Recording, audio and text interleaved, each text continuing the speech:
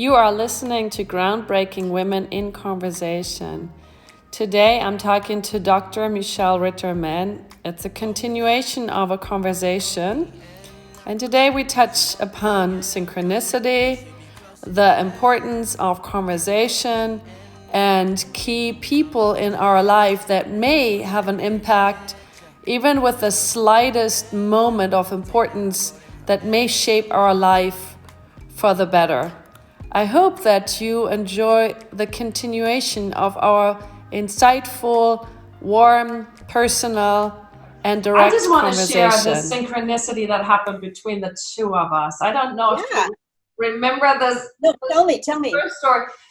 So I was co-facilitating. I've been inviting Stephen Gilligan to workshops coming to Germany. He's doing Trance Camp. It's one of my teachers. And I've been organizing and then co-facilitating one of the trance camps, and that was before the 40th anniversary conference, Erickson conference, that took place in Phoenix, Arizona.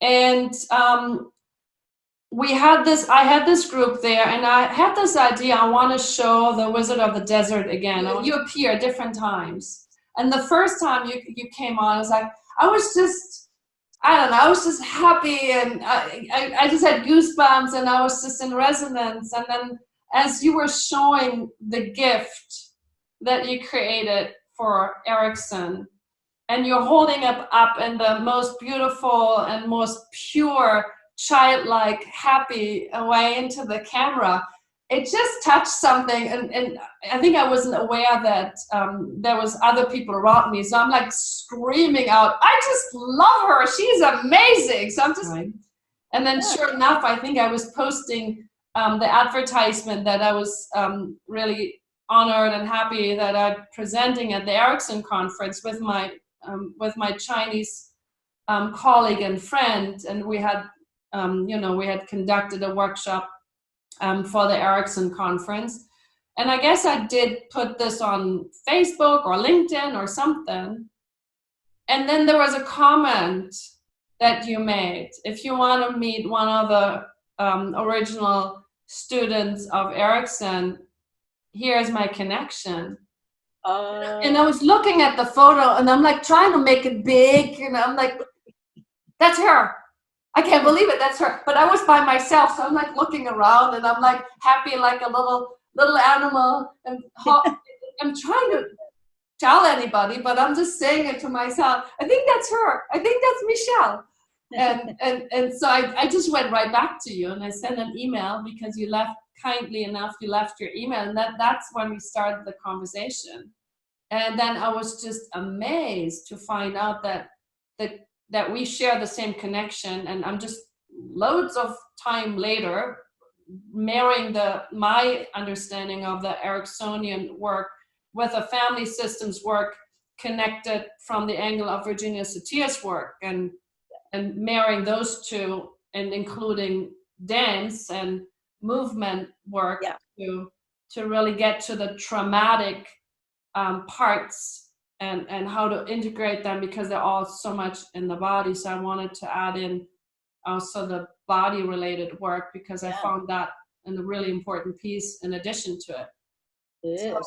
I mean, that just felt like synchronicity. I just want to tell you about that puzzle. That was Milton Erickson's favorite gift and that he ever received. And I have a letter from Betty saying, not a day in our life has gone by when Milton did not, it was in their bedroom originally. I was there, yeah. And she said, not a day has gone by when Milton did not take that off the wall to show that to someone. And I made that on a camping trip after he did a remarriage ceremony with us under the Palo Vera tree, where I got pregnant with my first daughter. And I made that on that trip by hand on a camping trip. Oh, wow. And I didn't think of it as anything, but I gave it to him, and there was another student there at the time. I handed it to him, and he said, this is a masterpiece. And I said, really? And he said, he turned to the other person and he said, as if she didn't know. That's so cute. Well, I've been in the house. There was one of the trips, one of the side trips I made. I went to the Erickson House. I went to the cactus gardens, the botanical gardens. I did go up on the top of the peak.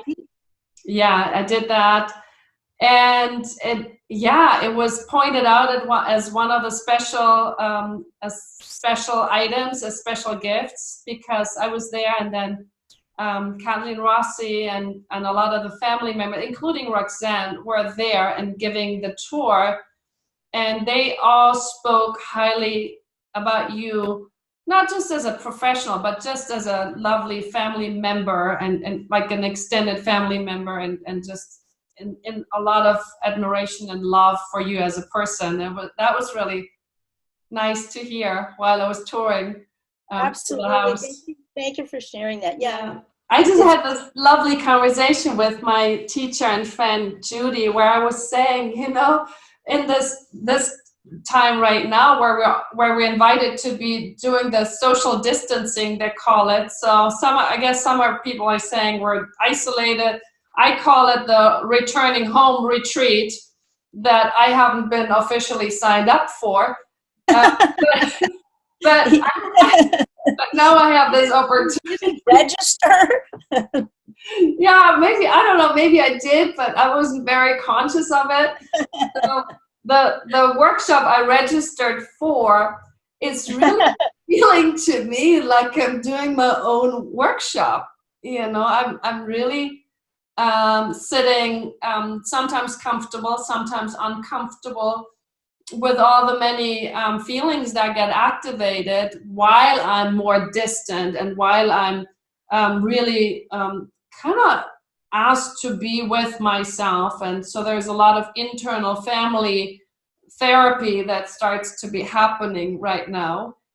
Yes.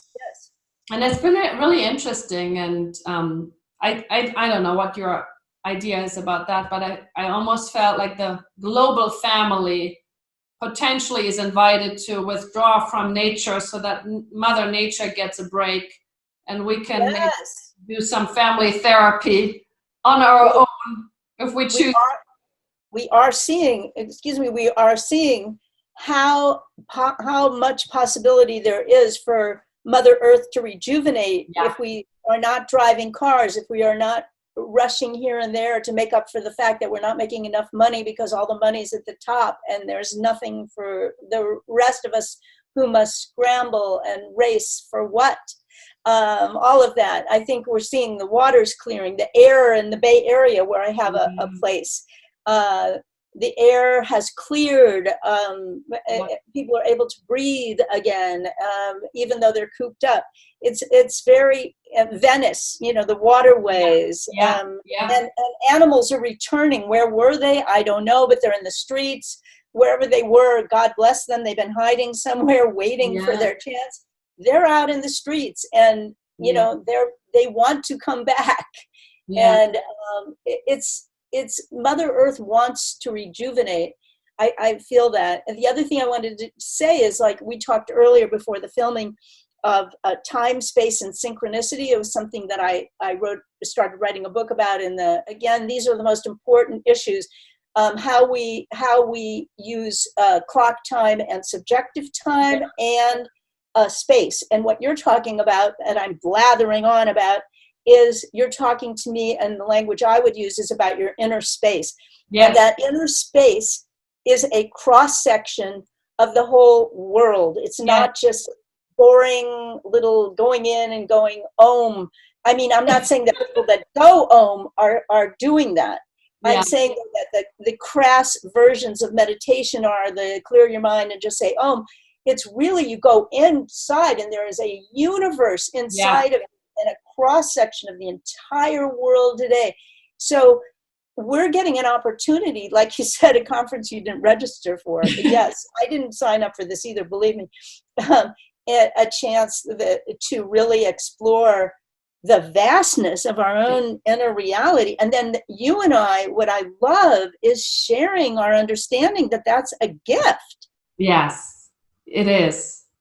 It's not necessarily, I call it not, it's maybe not, doesn't taste like your favorite ice cream, But it is definitely a gift of, and I've been thinking a lot. Virginia Satir had a mission that was peace within, peace between, and peace among. Yes. And her idea was, if we heal the family, we will heal the world family. And I do strongly believe we're collectively signed up for the possibility to start to create peace within ourselves, because when I have that, I can peacefully start to communicate myself in a way of meeting, rather than, oh, gotta get my opinion, and if you have the same opinion, then we're friends. If you disagree, then I gotta do something against you. But kind of like creating these conversational meeting points to then hopefully radiate out to create a bigger peaceful conversation about differences of cultures, differences of ages, differences of, understandings, rituals. I mean, just really enjoy learning from each other about the beauty of the differences that we have, to be multiple faces and colors and dimensions. Yeah. Here. Well put. Beautifully stated. Yes. I mean, I really love what you're saying. And even if you say something I don't love, I still love that we're talking. And I love that you said that. I am always excited to find I'm wrong, or I've been wrong. I mean, I love it. I'm not defensive. And Erickson, I would credit Erickson with teaching me that. Because I was very sensitive when I first met him. I was an intern with Mnuchin and Haley and all these big shots. And I was, the only young woman psychologist in the group of these heavy hitters and famous people. He said to me, why I welcome criticism. And that way he talked, because he'd been paralyzed. And I said, well, what do you mean you welcome criticism? And he said, I always hope I'm going to learn something I didn't know. He said, for example, my wife Betty and I have differences of opinion. I'm always hopeful she'll change. Awesome. This is when he was, a year before he died. And he said, I'm always hopeful she'll change. Unfortunately, she never has, but I'm hopeful. And I'm always hopeful I'm going to receive a useful criticism. I listen attentively. Unfortunately, I've never found a criticism useful. That's funny. So I translated that, like you do, into my language, which is that therapy is a gift exchange between people. It's a model of cooperative exchange. And the symptom is a gift. And if people offer you the chance to pick up pieces of that and work with them, they have given you a gift that they may also take back when they're done with you. And I felt that I learned that criticism is a gift. And when you get a gift, you don't just grab it. Yeah. You look, you go, oh my God, did you just give me that gift? That's amazing. May I pick it up? May I look at it? And then you look at it and you check it out. If somebody gives you a bomb, you're not going to take it. Right. Yeah. And so you want to examine the gift, because the gift, as I wrote in The Tao of a Woman, often tells you more about the giver. Yes, that's true. Than about yourself. That is very true. Right? Yeah. When my son was 4 years old, for my birthday, he gave me his favorite red truck. That's so cute. And I graciously acknowledged the magnificence of the gift and gave it back. But what I learned was that the gift tells you more about the giver than the gift. And that he gave me his very best thing. Boy. Yeah. That'll I always remember that when he's acting differently. Yeah. No, I can totally relate. My goddaughter came to me to visit, and it was Easter, and she gave me a gift in pink, because she knows I love pink. It's not her favorite color, but she knows that I love pink, and I was just at awe how attentive and how how much she really considers what I like, and to really pick it from that perspective. And yeah, she's probably going to be a therapist or something like that. I don't know. I think she has, great skills in that area. That's very beautiful that, that she takes the time to observe what would be pleasing to you. Yes. And such a great model for relating. And often I think, we give the other person what we want to get. Sure. And that's a different level of giving. It's more of a child thing. Yeah, and to me, I see that also as an everyday trans experience, because it's almost like she's calibrating carefully and tracking me and understanding who I am and what would be a gift that would really be nice to me. So it's gathering, taking all the information, and then here's a gift that's best reflecting my understanding about you. And then it becomes really magical, and you feel really through an object, even though it doesn't matter to get something like that, but it really transmits not just the object that I got, but much more how much she considered to really look into who I am and what would be really nice for me, and take that from that perspective. And I think that's a great gift. Yes, she loves you. That's a mature form of expression of love. The Erickson embroidery is Erickson's life story. Yeah, that little embroidery I totally got that. His story of his education and his marriage and his children and where he was born, and all of the stories he told me about his entire life are on there. Plus his favorite puzzle for intellectuals, which was how is it possible for a farmer to plant 5 rows of trees, 4 trees each row, 10 trees total? And no one ever could answer it. And what I love about that he did that is that trick is because I think he was supposed to be a farmer. Mm-hmm. And he said when his aunt offered to pay for his medical education, he had read that when you confront the wealthy, you should wear gloves. So he wore his farm gloves to meet his aunt and talk about how he deserved, that he would be a good person to invest in for higher education.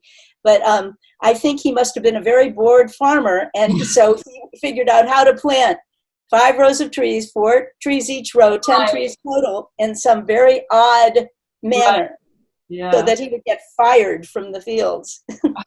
That's very creative. I think that gives away so much of his creative mind, right? Yeah. And he loved to trick people, because if you could get them to do a double take, they were in a trance. Right. Like what? How? That was his favorite thing, was to get people to do what? So the puzzle, the I don't understand, I don't get it, kind of drops you into this wonderment trance field experience. Right? The logical mind can't figure it out. It's not a logic thing. It's an intuitive, unconscious thing. And kids are in that field all the time. If you in that wonderment of looking at the most simple things and creating these big stories around that, they're in that field all the time when they're little. So it's, I think just observing them gives the recipe to translate a problem trance into a solution trance. And how lucky, your niece is saying how lucky she is that you're an influence in her life, and she is. Think how lucky she is to have you, someone who is going to notice these things, who cares about these things, instead of some other kind of grown-up. Yeah. Children remember these grown-ups, like we talked about before we recorded. The past becomes more vivid as you get older. She may well hold the memory of giving you this gift, and you're acknowledging, wow, I love pink, for the rest of her life, even long after I'm gone and you're gone and she lives on, that she said, I had an auntie who just really acknowledged the great things about me. And those are precious. Those are forever. I just want to tell you how deeply you touched something in me. I have been grieving not been having the luxury or the I don't know, the blessing of having my own children for medical and other reasons. And but I do have 3 goddaughters, different ages, and she's one of them.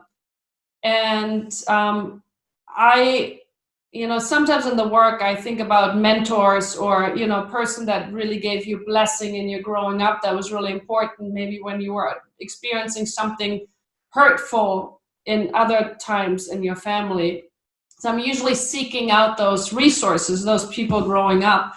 And so I think I was always hoping that maybe I could be one of those people that will come to your mind, when they look at their family story and bringing it to them in a resourceful, in a helpful way. As Virginia liked to say, turn shit into gold. So hopefully I'm one of those resources that helps to turn into some gold of the family story. Absolutely. And sometimes people have only had one memory like that, and that saves their life. Yeah. In parting, there's a poetess that is, I believe, the only woman who ever won the Nobel Prize for Poetry. She's Chilean, and she was, of course, upstaged by Pablo Neruda, who's incredible also. Yeah. But she is Chilean, and her name is Gabriela Mistral. Gabriela Mistral never had her own children, but she is the poet laureate of mothers and children of the world. And she took all that love, and instead of it having to go to one person, it went out into the world. God bless you. You're doing the same thing. Oh, that's so nice. Again soon. It's really lovely. Okay. Okay, so love you. Bye. Love you too. Bye.